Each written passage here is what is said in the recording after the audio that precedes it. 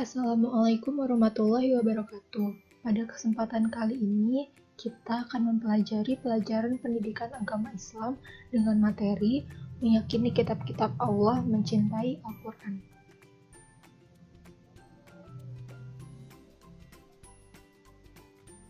Allah Subhanahu wa Ta'ala tidak menghendaki manusia untuk hidup dalam kesesatan.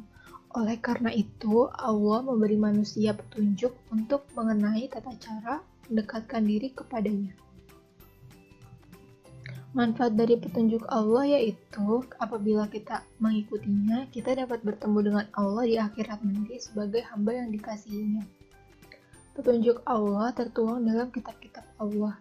Petunjuknya disampaikan kepada manusia melalui perantara malaikat Jibril kepada utusannya, yaitu para Rasul Allah.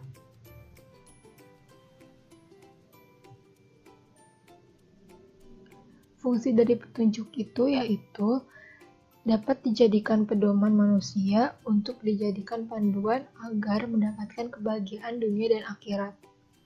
Allah Subhanahu wa Ta'ala mempunyai sifat kalam, yang artinya berfirman. Sebagai manusia yang beriman, kita harus meyakini akan keberadaan kitab-kitab Allah Subhanahu wa Ta'ala.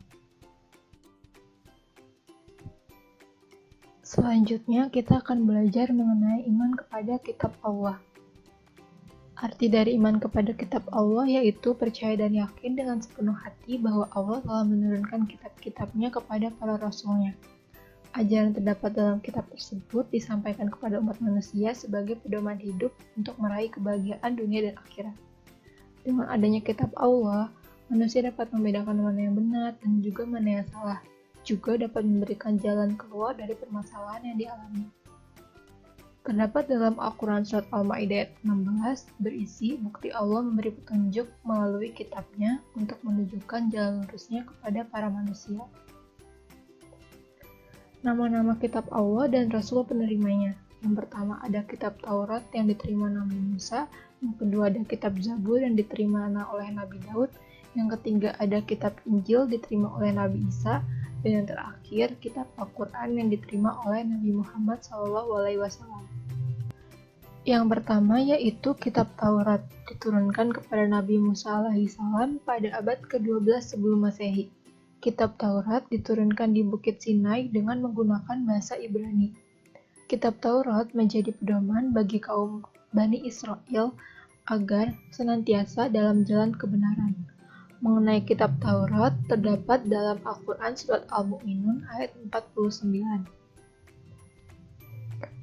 Pokok-pokok ajaran dalam kitab Taurat antara lain yaitu perintah untuk mengesahkan Allah, larangan menyembah patung atau berhala, larangan menyebut nama Allah dengan sia-sia, perintah untuk menyucikan hari Sabtu, perintah menghormati orang tua, larangan membunuh sesama manusia, larangan berbuat zina, larangan mencuri, larangan menjadi saksi palsu, dan larangan mengambil hak orang lain. Kita harus mengetahui sejarahnya dan diyakini keberadaan atas kitab Taurat. Yang kedua ada kitab Zabur, diturunkan kepada Nabi Daud pada abad ke-10 sebelum Masehi. Kitab Zabur diturunkan di Yerusalem dengan menggunakan bahasa Kipti. Kitab Zabur menjadi pedoman bagi kaum Bani Israel atau umat Yahudi.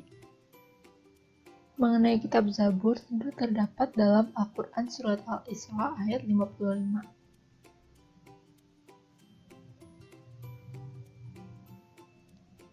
Kita harus mengetahui sejarahnya dan meyakini atas keberadaan kitab Zabur. Yang ketiga yaitu kitab Injil, diturunkan kepada Nabi Isa pada abad ke-1 Masehi di Yerusalem dengan menggunakan bahasa Suryani. Kitab Injil menjadi pedoman bagi kaum Nasrani agar senantiasa taat kepada hukum-hukum Allah Subhanahu wa Ta'ala. Mengenai kitab Injil terdapat dalam Al-Quran Surat Maryam ayat 30. Sebagai seorang beriman, kita wajib mengetahui sejarahnya dan meyakini keberadaan kitab Injil tersebut. Selanjutnya, kitab keempat yaitu kitab Al-Quran. Diturunkan kepada Nabi Muhammad pada abad ke-7 Masehi, tepatnya pada masa dakwahnya, yaitu di tahun 610 hingga 632 Masehi. Wahyu pertama yang diterima oleh Nabi yaitu Quran Surat Al-Alaq ayat 1-5. Pertama kali diturunkan, Al-Quran diturunkan di Gua Hira pada tanggal 17 Ramadan 610 Masehi dengan menggunakan bahasa Arab. Al-Quran menjadi pedoman hidup bagi kaum muslim agar selalu berada di jalan Allah Subhanahu wa Ta'ala. Mengenai Al-Quran, terdapat dalam Al-Quran surat Al-Imran ayat 3. Pokok-pokok ajaran dalam Al-Quran yang pertama ada akidah atau keyakinan, yang kedua ada akhlak atau budi pekerti, yang ketiga ada ibadah, yang keempat ada muamalah, dan yang kelima ada tarikh atau sejarah. Kita sebagai manusia yang beriman kepada kitab Allah dan sebagai umat muslim harus mengetahui sejarahnya, meyakini keberadaannya, dibaca, dipahami, dan dijadikan pedoman hidup kita. Kita harus percaya dan yakin dengan sepenuh hati bahwa Allah telah menurunkan kitab-kitab Allah kepada para rasulnya untuk dijadikan pedoman bagi setiap umatnya. Kitab-kitab Allah dapat memberikan jalan keluar dari permasalahan yang kita alami.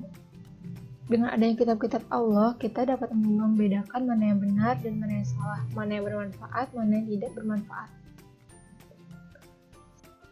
Al-Quran sebagai kitab suci Allah Subhanahu wa Ta'ala untuk umat Islam sangat terjaga kemurniannya. Inna nahnu nazzalna adh-dhikra wa inna lahu lahafizun.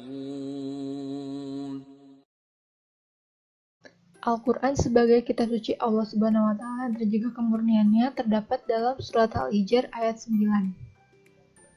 Al-Quran sebagai kitab suci umat muslim diturunkan kepada Nabi Muhammad SAW dan diturunkan secara bertahap selama 22 tahun 2 bulan.